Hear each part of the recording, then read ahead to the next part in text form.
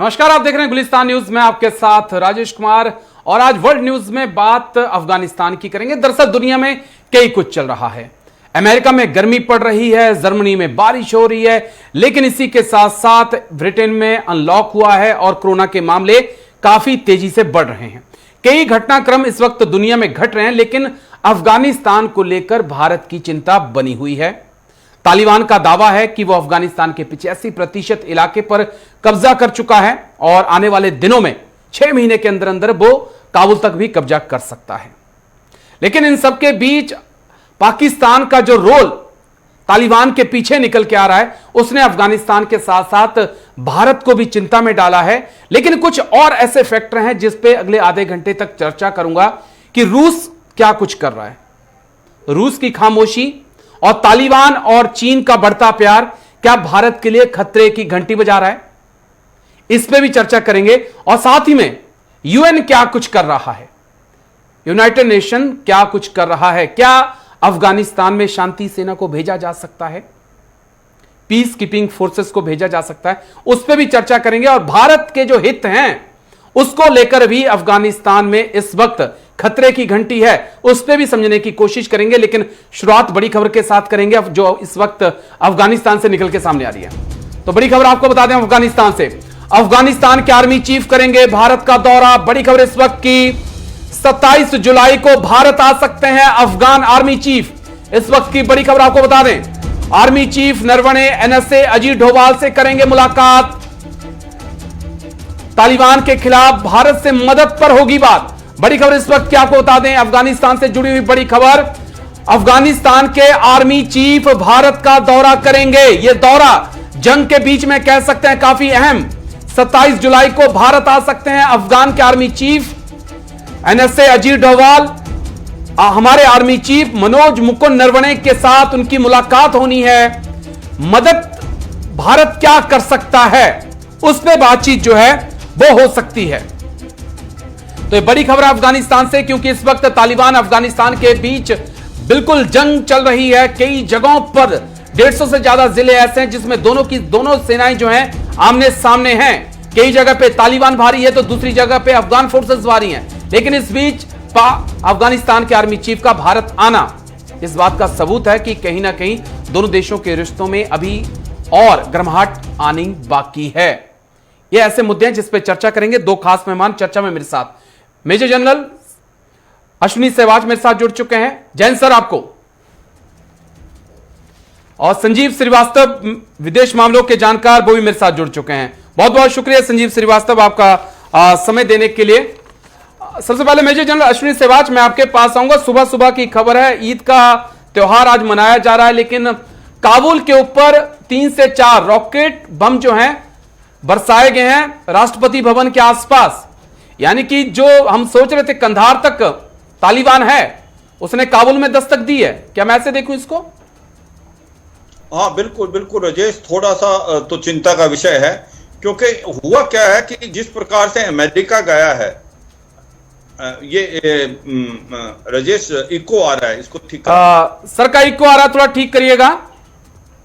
Sir को आवाज वापस आ रही है। जी सर बोलिए। हाँ राजेश, सबसे इंपॉर्टेंट चीज ये है कि जिस प्रकार से अमेरिका गया है, एक वैक्यूम क्रिएट कर गया और बहुत जल्दबाजी में गया, और इसका फायदा तालिबान ने उठाया और तालिबान इसके लिए तैयार था और उसने एकदम पूरे इलाके में जो आक्रामक रूप अपनाया है। इससे क्या किया है, 2-3 चीजें बहुत इंपॉर्टेंट करनी। एक तो जो क्रॉसिंग पॉइंट और रेवेन्यू पॉइंट्स हैं जो कि बॉर्डर एरिया में, चाहे वो ईरान के साथ है, तजाकिस्तान के साथ, उज्बेकिस्तान, जहां से पैसा कलेक्ट होता है उसको उसने कब्जे में ले लिया है। और दूसरा क्या कर रहा है, वो अब काबुल की तरफ एडवांस कर रहा है। वो चाहता है कि काबुल को किसी तरीके से अगर कब्जा कर ले तो फिर वो स्थिति उसके लिए बड़ी फायदा बन जाएगी। मगर ये भी सच्चाई है कि जो अभी अफगान फोर्सेज हैं वो इसका जवाब दे रही हैं, और कई जगह अफगान की फोर्सेज जो पहले पीछे हट गई थी अब दोबारा काउंटर ऑफेंसिव कर रही हैं, और काफी हद तक अफगान की फोर्सेज ने इलाका वापस लिया है। और ये भी सच्चाई है। जो तालिबान क्लेम कर रहा है कि हमने 85% से 85% करीब डिस्ट्रिक्ट जीत लिए हैं, वो मुझे नहीं लगता सच्चाई है, क्योंकि ऐसा लगता है कि बराबर की चोट है। 50% के करीब अफगान फोर्सेज ने किया है और 50% के करीब अभी भी तालिबान के पास है। मगर सबसे इंपॉर्टेंट चीज क्या हो रही है कि अभी अफगान फोर्सेज का भी मोराल हाई होता जा रहा है। उन्होंने कुछ न कुछ जो प्रकार से विक्ट्री ली है उन्होंने दिखाया, वो भी एक अच्छे फाइटर हैं। आफ्टर ऑल वो अमेरिका और भारत से ट्रेन हैं, उनके पास भी हथियार हैं।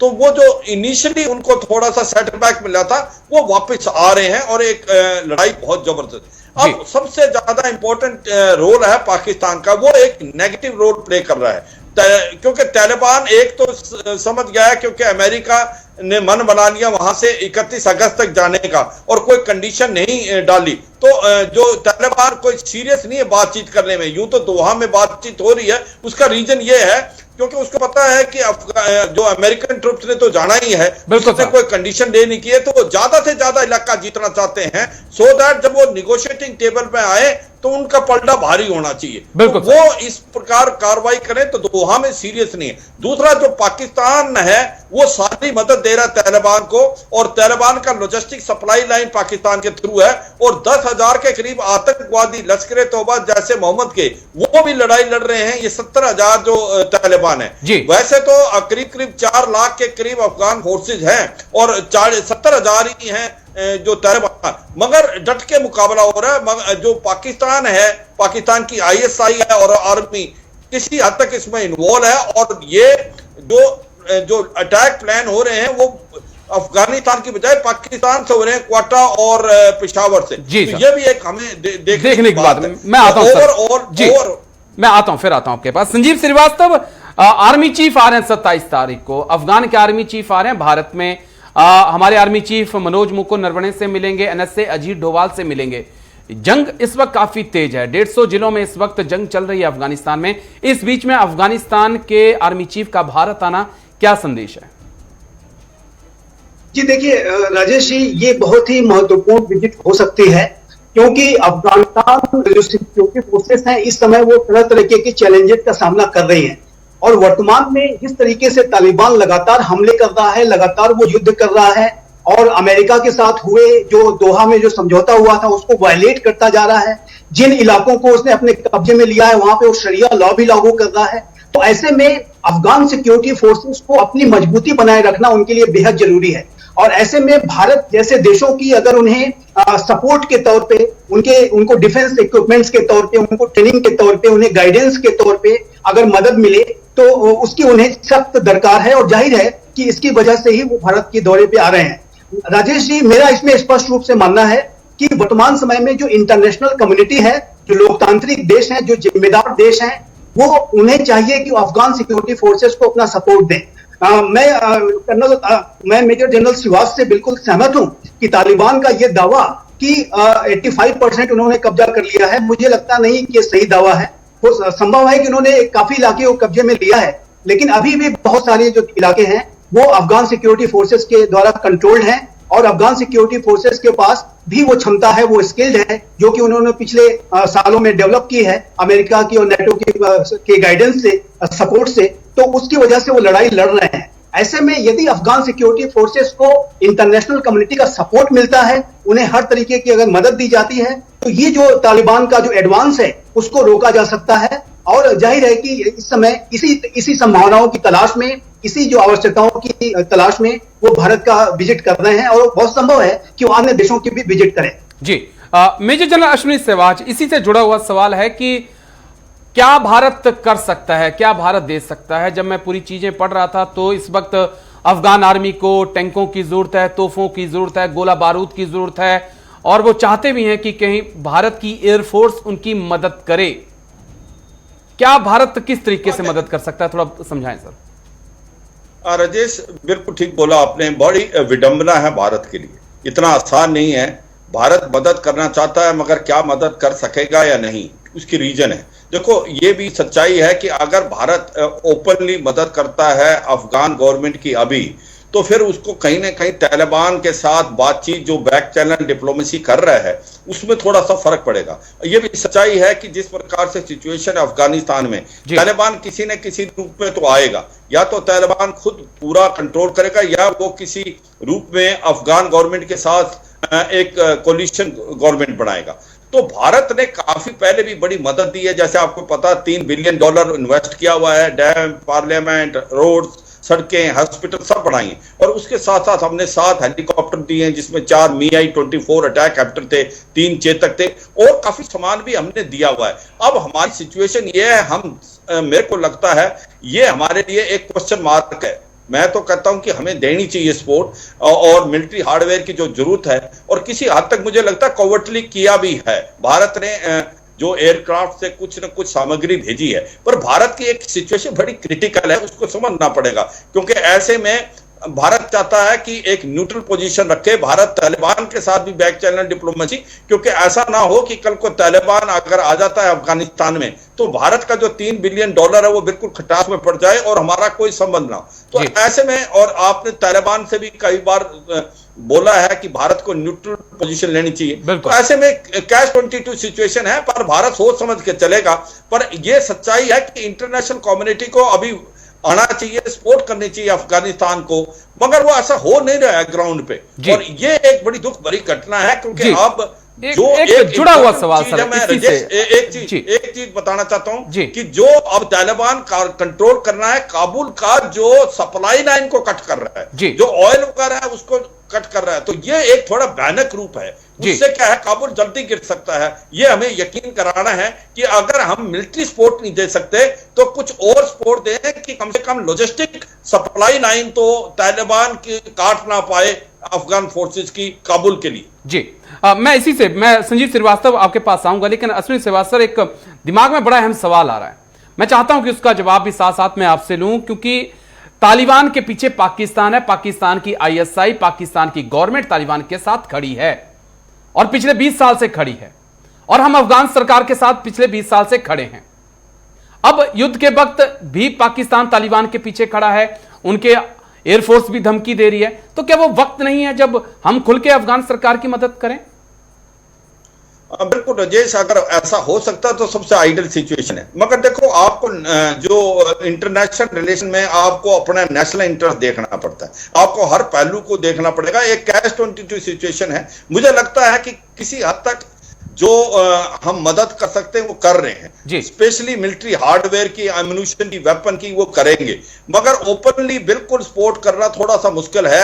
एयर सपोर्ट नहीं कर सकते, बूट्स ऑन ग्राउंड नहीं कर सकते, तो बाकी जो मिलिट्री हार्डवेयर और सप्लाई लाइन को रखना चाबार के थ्रू, वो हमारे लिए बहुत इंपॉर्टेंट है, वो कार्रवाई हम कर रहे हैं। पर इसके अंदर हमें बड़ा फूक के चलना पड़ेगा। और जो आपने पाकिस्तान की कही, इसमें कोई शक नहीं, पाकिस्तान खुल के आया हुआ है तालिबान के साथ। अगर आप डोनाल्ड ट्रंप की स्टेटमेंट देखें कि $33 बिलियन जो पैसा दिया था 20 साल में, वो पाकिस्तान ने तालिबान के पास आया, जो कि अमेरिकन ट्रूप से लड़ने। तो आज पाकिस्तान खुल के आया हुआ है, पर वो वैसे मना कर रहा है। तो इसलिए मैं ये कहूंगा कि जो डिप्लोमेसी की को मद्देनजर रखते हुए भारत को मदद करनी चाहिए अफगानिस्तान की, मगर सोच समझ के क्या कर सकता है और क्या नहीं कर सकता। दो चीजें नहीं कर सकता, एयर पावर से एयर सपोर्ट और जो है आपके बूट्स ऑन ग्राउंड, बाकी मिलिट्री हार्ड वगैरह दे सकता है और देना चाहिए। चलिए संजीव श्रीवास्तव, एक चीज और बड़ी निकल के सामने आ रही है, वो चीन का चरित्र निकल के सामने आ रहा है। तालिबान कहता है कि चीन का स्वागत है, आप और साथ में तालिबान ये भी कहता है कि हम उइगर मुसलमानों के जो विद्रोही हैं उनकी भी मदद नहीं करेंगे, उनको जगह नहीं देंगे। चीन का रोल आप क्या देख रहे हैं तालिबान के साथ मिलकर या अफगानिस्तान के साथ? देखिए राजेश जी, चाइना एक अवसरवादी राष्ट्र भी है, चाइना उपनिवेशवादी है, विस्तारवादी है, आधिपत्यवादी है, लेकिन वो अवसरवादी भी है। चाइना इस पूरे तालिबान के द्वारा जो जिस तरीके का लगातार एक बड़ी खबर आ रही है संजीव श्रीवास्तव, उसके बाद आपके पास आता हूं। अफगानिस्तान के बॉर्डर पर रूस करेगा सैन्य अभ्यास, अगस्त के पहले हफ्ते में युद्धाभ्यास की तैयारी की जा चुकी है। तजाकिस्तान, उज्बेकिस्तान की सेना भी होंगी शामिल। बड़ी खबर इस वक्त की आपको बता दें, युद्धाभ्यास के जरिए तालिबान को दी जाएगी चेतावनी। बड़ी खबर इस वक्त की, अफगानिस्तान से रूस जो है, रूस की सेना अफगानिस्तान बॉर्डर पर सैन्य अभ्यास करेगी। और इसके साथ तजाकिस्तान भी उनके साथ होगा। अगस्त के पहले हफ्ते में युद्धाभ्यास किया जाएगा। बड़ी खबर इस वक्त की आपके टीवी स्क्रीन पर, अफगानिस्तान बॉर्डर पर रूस करेगा युद्धाभ्यास, इसमें तजाकिस्तान भी शामिल होगा। अगस्त के पहले हफ्ते में युद्धाभ्यास किया जाएगा। संकेत, तजाकिस्तान उज्बेकिस्तान की सेना जो है वो रूस के साथ शामिल होंगी। इसी से जुड़ा हुआ संजीव श्रीवास्तव, जो सवाल मैंने आपसे पूछा था चीन को लेकर, उसका जवाब भी दीजिएगा। और यह बड़ी खबर सामने आ रही है कि रूस तजाकिस्तान के साथ जाकर जो है सैन्याभ्यास करेगा अफगानिस्तान के बॉर्डर के ऊपर। क्या हम एक संदेश माने इसे तालिबान के लिए? जी राजेश जी, निस्संदेह ये संदेश है और ये संदेश देना बहुत आवश्यक है। जैसा कि मैंने अभी पहले कहा कि इंटरनेशनल कम्युनिटी को अफगानिस्तान को स्टेबलाइज रखने के लिए जो भी किया जा सकता है इंटरनेशनल कम्युनिटी को करना चाहिए। और आज की डेट में राजेश जी, अभी भी जो लेजिटिमेट गवर्नमेंट है वो अफगानी सरकार है। जो अफगानिस्तान की जो सरकार है, अफगानिस्तान की सिक्योरिटी फोर्सेस हैं, वही लेजिटिमेट गवर्नमेंट है जी। और तालिबान, एक बात मैं बहुत इंपॉर्टेंट यहाँ पे राजेश जी मेंशन करना चाहूंगा कि तालिबान के ये जो आतंकी हैं उनको जरा भी ये लगना नहीं चाहिए कि अब उन्हें फ्री रन मिल गया है, अब उन्हें फ्री स्पेस मिल गया है, वो चाहे कुछ भी कर सकते हैं। इस तरह की मेंटेलिटी अगर तालिबान के अंदर आ गई है तो इंटरनेशनल कम्युनिटी की जिम्मेदारी बनती है कि तालिबान के अंदर से वो मेंटेलिटी खत्म करे और जो वर्तमान की अफगानिस्तान की सरकार है उसको पूरा सपोर्ट प्रोवाइड करे। और जाहिर है कि तालिबान की जो मुख्य मंशा काबुल की सत्ता पर फिर से काबिज होने की है, और एक बार वो काबुल की सत्ता पर काबिज हो गया तो शरिया लॉ भी लागू करने जा रहा है, जैसे कि रिपोर्ट्स आ रही हैं। और राजेश जी, एक बात यहाँ पे जो बहुत महत्वपूर्ण समझने की है कि एक बार तालिबान का जो आतंक वाला शासन काबिज हो गया तो अफगानिस्तान फिर से आतंकवाद का हॉटबेड एपिसेंटर बन जाएगा। पाकिस्तान उसको पूरा सपोर्ट करेगा। तो ऐसे में पूरे विश्व को यदि आतंकवाद से बचाना है तो एंटी टेरर जो ऑपरेशंस के नाम पे, एंटी टेरर कोalition के नाम पे अफगानिस्तान को स्टेबलाइज रखने के लिए, अफगानिस्तान को आतंकियों की शरणगाह न बनने देने के लिए कार्य करना चाहिए।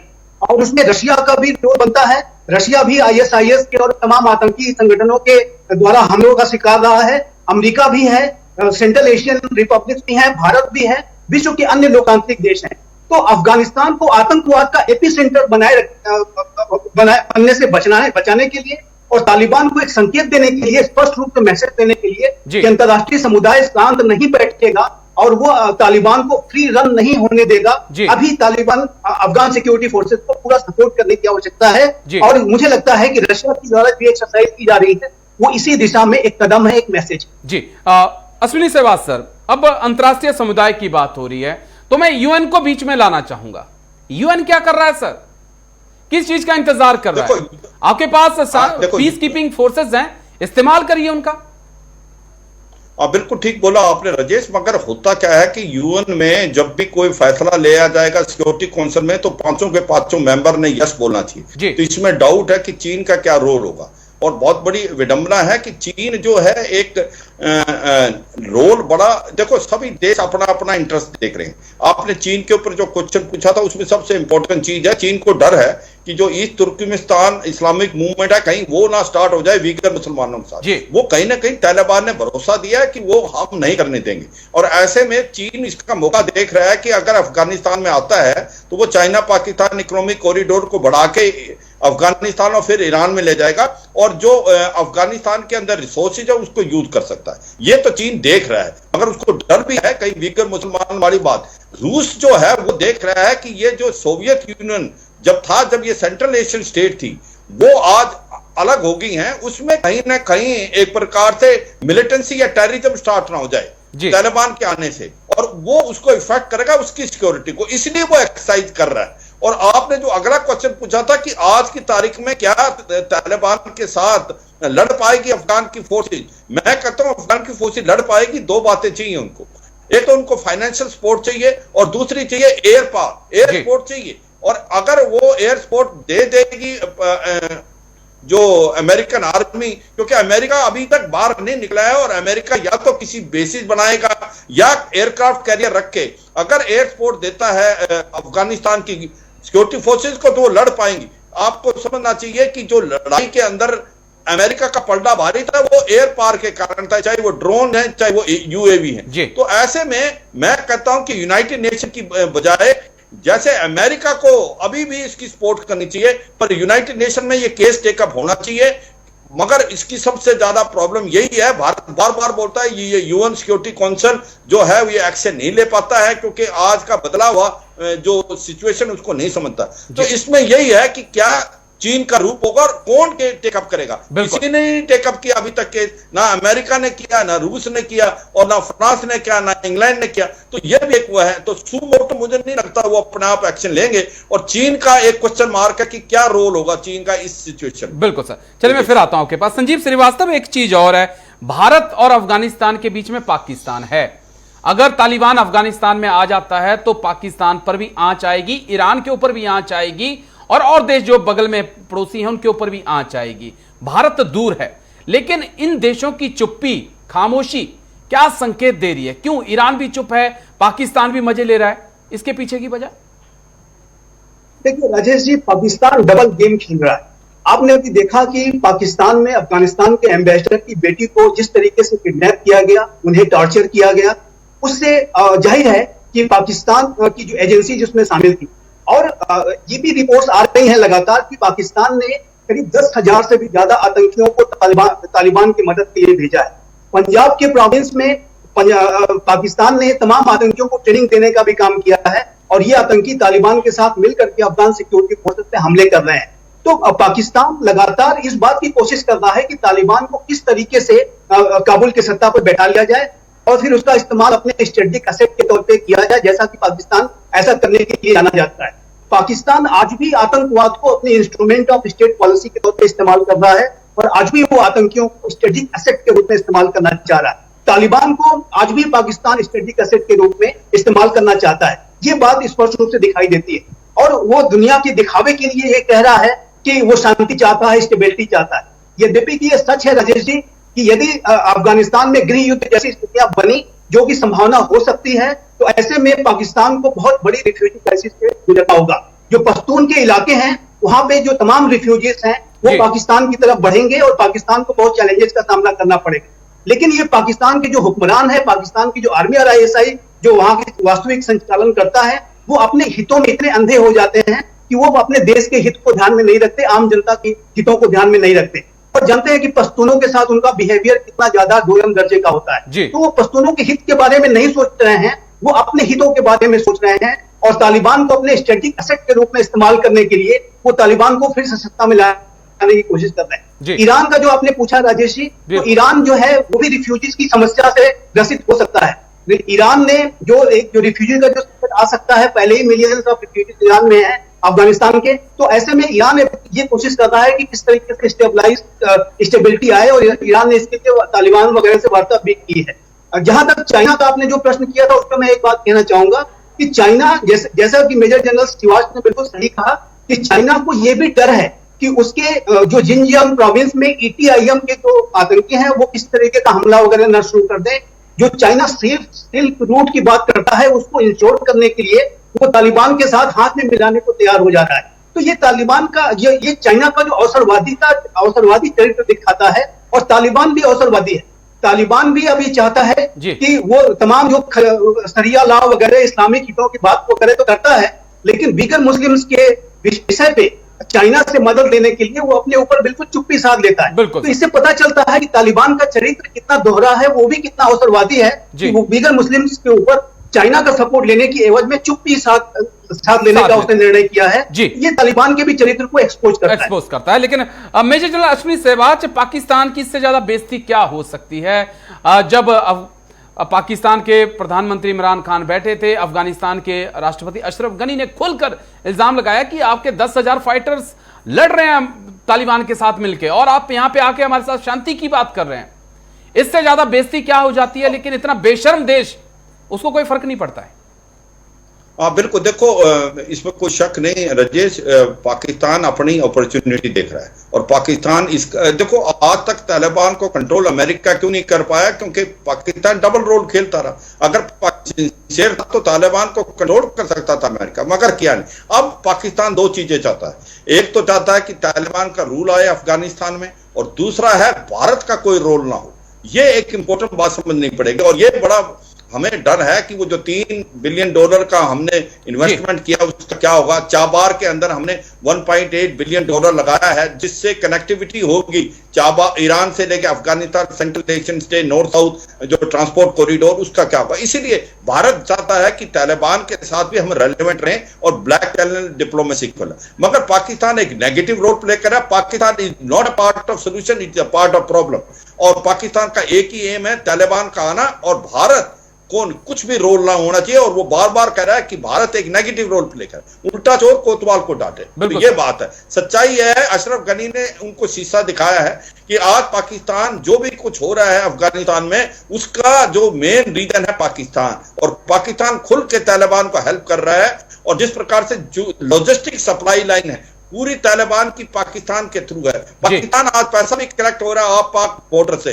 और उसके साथ साथ सबसे इंपॉर्टेंट चीज क्या है, ये जो 10,000 फाइटर भेजे हैं, ये जो हैं उस इलाकों में लड़ रहे हैं जहां पर ताजिक हैं। देखो, एक समझना पड़ेगा कि इसकी जो पॉपुलेशन है, जो 42% इसके पश्तून हैं और 27% ताजिक हैं, 8% आपके जो उज्बेक हैं और 9% हजारा हैं।